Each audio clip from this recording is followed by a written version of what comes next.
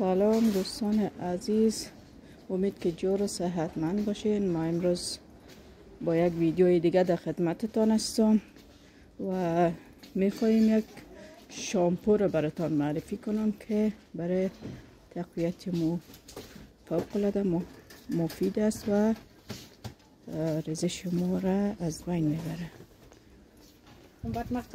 و میخوایم بریم در قسمت شامپوها ببینیم شامپوها در کجا است.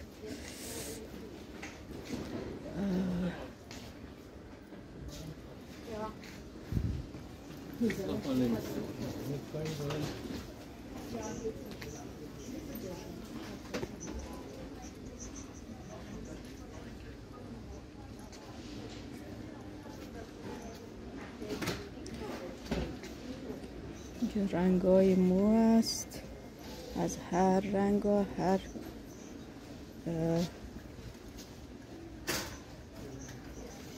هر رنگش است اینجا.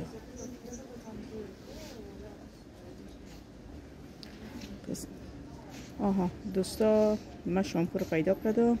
شامپو همینجا است. این شامپویی که مورد شامپویی که ما میخوایم معرفی کنیم اینا هستن.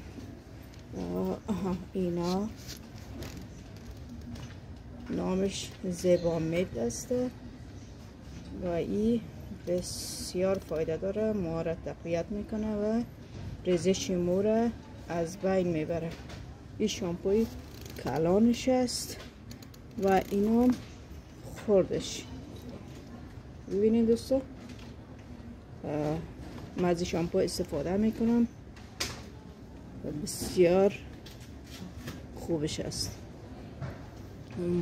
ریزش موی مرا همین شامپو از بین برده.